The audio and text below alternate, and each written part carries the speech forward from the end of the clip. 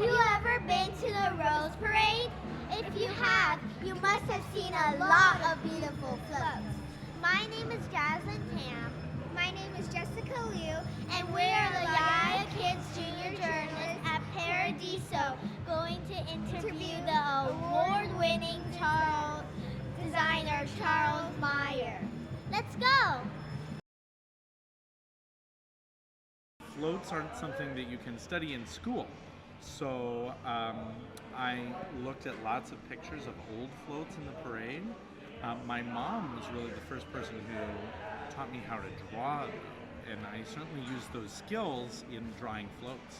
I worked on many floats. I've designed about 20, and it's very hard to pick a favorite because every float matters, and I care about all of them.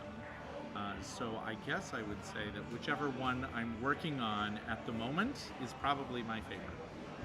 We design floats for clients, and each client has a message that they want to communicate with their float. So the most important thing for me as a designer is to learn what the client wants to say, and that's how we decide what each float is going to look like. It's a wonderful thing for kids to sketch float designs. What they need to do is find the right group that is going to want to build that float design. Thank you. You're welcome.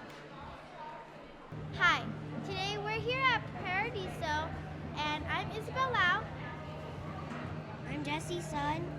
And today we are going on a tour to see all the amazing floats that Paradiso has been working on. We will be able to cut some flower petals that will go on the floats. Let's go check it out.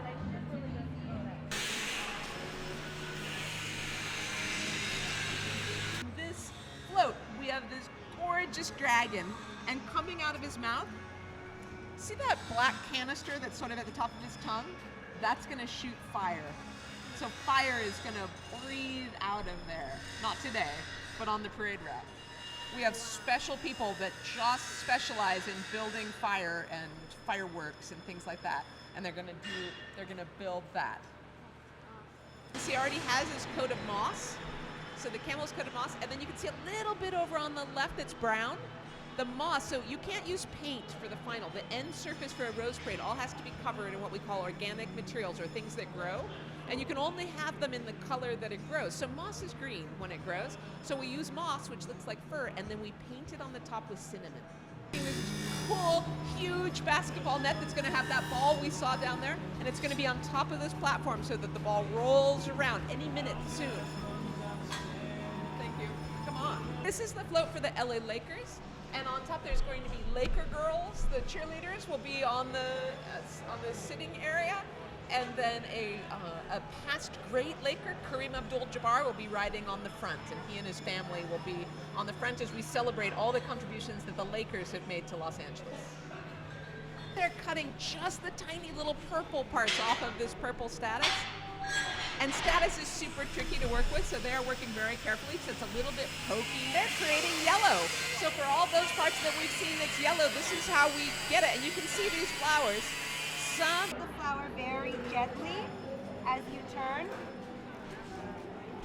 I want you to be very careful not to cut the center, because the center of the flower has a brown color that we don't want, okay? So you're gonna just pick up your flower